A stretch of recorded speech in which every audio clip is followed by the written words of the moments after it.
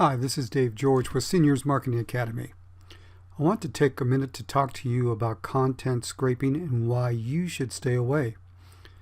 Now, if you like the video, please hit the subscribe button below and ring the bell.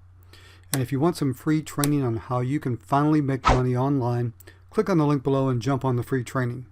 Now, why should you stay away from content scraping?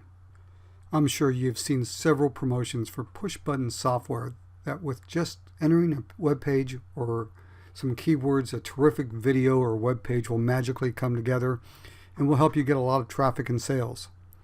Not only that, but you can create dozens of these videos or web pages in minutes. Imagine all the money that will be hitting your bank account. I bet you're just getting giddy just thinking about it, aren't you? However, it's not that simple. Let's look at a definition of content scraping. As you see here, content scraping is the duplication of website content, either manually through copy and paste or through running a site scraper program that picks up on the content. Legitimate purposes of content scraping include data entry, data migration, content management, business analytics, competitive intelligence, and reputation management. You see, content scraping is purely acceptable when it comes to businesses transferring data from one website to another. Retail websites like Amazon, Best Buy, Land's End, and so on. They do it all the time. Now here's your technical lesson for the day. They transfer data from one application that is called an application programming interface, or as it's more commonly known as an API. A good example is your page builder. When you create your opt-in page and your lead enters their email address, it will send that information to your autoresponder through an API. So there are acceptable reasons to scrape, because there's nothing wrong with content scraping as long as it's used for a legitimate purpose. Corporations, they can use content scraping to pull together their own data, which enables them to collect large amounts of data without having to copy and paste. Now, let's go back to our definition of content scraping.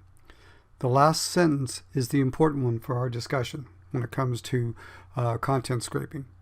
It says, content scraping is often used for illegal or questionable purposes, including data theft, industrial espionage, and plagiarism. Or how about this definition from Google search? Content scrapers are websites that steal your content for their own blogs without your permission. Some content scrapers will just copy the content off your blog, but most use automated software that takes the content from your RSS feed and posts your content to their site like it's a new post. Now, let's see what Google has to say about this when it comes to scrape content. Purely scraped content, even from high-quality sources, may not provide any added value to your users without additional useful services or content provided by your site. It may also constitute copyright infringement. Now, examples that they included in this definition is sites that copy and republish content from other sites without adding any original content or value. Sites that copy content from other sites, modify it slightly, for example, by substituting, I can't say it, synonyms or using automated techniques. Sound familiar? Sites that reproduce content feeds from other sites without providing some type of unique organization or benefit to you as the user.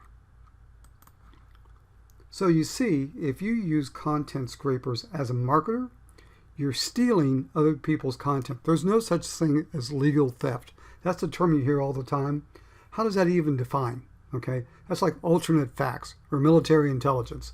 Legal theft. It doesn't exist. You can run into copyright issues, and it won't rank in Google anyways because it's already been indexed, so it doesn't really help you as much as you think it does. Now, let's review the funnel itself.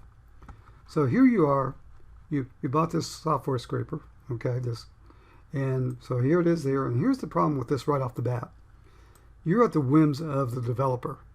So if he decides to take down this software at some point in time, if it's in the cloud, you have no access to it. If he decides to move on to other things and no longer supports this software anymore, it's gone for you too. So if anything happens to it, you're out of luck. But let's say for right now it's working fine, and you're putting in your URLs, you're putting in keywords, you're putting in information to find content. So it's going to go to YouTube, blog posts, PDFs, maybe videos or slides within a blog post, whatever, it's going to find it, and it's going to send it back to your software, and then it's going to scrape this content.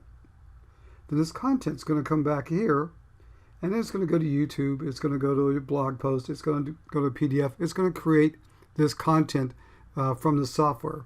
But again, it has very limited value because it's not new or fresh content, and it's not going to be recognized as such.